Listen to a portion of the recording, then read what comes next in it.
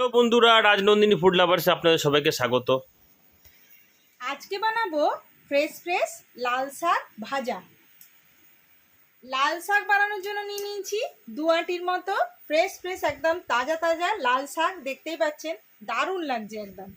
আর এখানে নিয়েছি চিনেবাদাম, আর এখানে কয়েকটা রসুন কোয়া, সামান্য পরিমাণে কালো সর্ষে, সামান্য পরিমাণে হলুদ সর্ষে আর স্বাদ মতো নুন। তো চলুন প্রথমে এগুলোকে একটু বেছে নিয়ে আর আমি ভালো করে কেটে নিয়ে ধুয়ে নিই। নিয়েছি একটা শুকনো লঙ্কা। এখানে শাক কেটে ধুয়ে নিয়েছি। এখানে আমি কড়াই গরম হতে দিয়ে দিয়েছি আর এর মধ্যে আমি দিয়ে দেব চিনে বাদাম। প্রথমে চিনে বাদামগুলো দিয়ে দিলাম, একটু মিডিয়াম আছে আমি নাড়াচাড়া করে নেব। আর এইভাবে শুকনো কড়াই আমি বাদামগুলোকে ভেজে নেব। নাড়াচাড়া করে নিয়েছি আর বাদামগুলো বেশ একটু লাল লাল রঙের হয়ে গেছে। এরপরে আমি পুরো বাদামটাকে তুলে নেব। সমস্ত বাদামটাকে আমি এইভাবে উঠিয়ে নিলাম। এরপরে কড়াইয়ের মধ্যে আমি সামান্য পরিমাণে তেল দিয়ে দিলাম। তো তেল গরম হয়ে গেছে, এর মধ্যে আমি দিয়ে দেবো গোটা শুকনা লঙ্কা। আর শুকনা লঙ্কাটাকেও আমি একটু হালকা নাড়াচাড়া করে নেব। শুকনো লঙ্কার মধ্যে একটা খুব সুন্দর গন্ধ বেরোচ্ছে তেলের মধ্যে। এখন আমি দিয়ে দেব গরম তেলের মধ্যে কেটে রাখা রসুন কুচিগুলো। এই দেখুন, এই গরম তেলের মধ্যে শুকনো লঙ্কার একটা খুব সুন্দর গন্ধ বেরিয়েছে। আর এর মধ্যে আমি যখনই রসুনগুলো দিলাম ওটা একটা দারুণ গন্ধ বেরোয়। রসুনগুলো হালকা একটা লালচে লালচে ভাবে ভেজে নেব, একটু ব্রাউন কালার হবে। এখন আমি এর মধ্যে দিয়ে দেব কালো সর্ষে আর সাদা সর্ষে। এরপরে আমি সর্ষেটা দেওয়ার পরে সঙ্গে সঙ্গে একটু ঢাকাটা দিয়ে দেবো। প্রায় 1 মিনিটের মতো সর্ষে আর রসুন আর শুকনো লঙ্কা গরম তেলের মধ্যে একটা দারুণ গন্ধ হয়ে যাবে। অতক্ষণ পর্যন্ত আমি 1 মিনিটের মতো অপেক্ষা করব।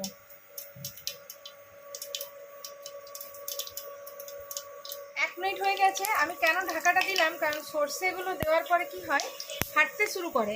আর রসুনটা যদি আগে না দিয়ে একটু লাল লাল করে না ভাজা হয় তাহলে রসুনের গন্ধটা আর এই শুকনো লঙ্কার গন্ধটা বেরিয়ে আসে না। তো চলুন এই গরম তেলের মধ্যে আমি দিয়ে দেবো এরপরে এই যে ভেজে রাখা যে বাদামগুলো, সেই বাদামগুলো এই গরম তেলের মধ্যে দিয়ে দেবো। কারণ এটা শুকনো কড়াই আমি ভেজেছিলাম, এরপর গরম তেলের মধ্যে একটু নাড়াচাড়া করে নিয়ে ভেজে নেবো। আর যেহেতু আমার বাচ্চারা খায় সেই জন্য আমি শুকনো লঙ্কাটাকে একটু তুলে রেখে দেবো। আপনারা শুকনো লঙ্কাটাকে ফাটিয়েও দিতে পারেন, খুব সুন্দর একটা ঝাল ঝাল টেস্টও হয় আর দারুণ একটা গন্ধ বেরোয়। কিন্তু আমি এই গন্ধটার জন্যই শুধু শুকনো লঙ্কাটাকে দিয়ে গরম তেলের মধ্যে জাস্ট গন্ধটাকে নিলাম। তো এই দেখুন বেশ একটু নাড়াচাড়া করে ভেজে নিলাম। তো দেখুন কি সুন্দর একদম ব্রাউন ব্রাউন কালারের বাদাম রসুন হয়ে গেছে আর সর্ষেটাও বেশ ফেটে গেছে, একটা তেলের মধ্যে দারুণ গন্ধ বেরিয়েছে। এর মধ্যে আমি দিয়ে দেব এই ধুয়ে রাখা যে লাল শাক, ফ্রেশ ফ্রেশ লাল শাক। এই দেখুন, আর ওই যে শুকনো লঙ্কাটা আমি তুলে নিলাম, কারণ কি হয় ওই ভাতের সঙ্গে বেশ একটু ফাটিয়ে নিয়ে খেতে দারুণ মজা লাগে। কিন্তু কী করবো, বাচ্চারা খাবে তো, বাচ্চাদেরকেও শাক খাওয়ানো উচিত। আপনারাও বাড়িতে ছোটো ছোটো বাচ্চাদেরকে খাওয়াবেন এই লাল শাক, কারণ সমস্ত শাকেরই এক একটা আলাদা আলাদা গুণ থাকে। তো প্রত্যেকটা সিজনেই কিন্তু নানান রকমের আমাদের ভেজিটেবল আসে, তো তার মধ্যে শাকটাও কিন্তু খাওয়ানো জরুরি। অনেক বাড়িতে হয় বাচ্চারা ভেজিটেবল খায় না, শাক খায় না, তো মায়েরা কিন্তু মানে এই আমার বাচ্চা খায় না বলে ছেড়ে দেন, কিন্তু একটু একটু করে খাওয়াবেন।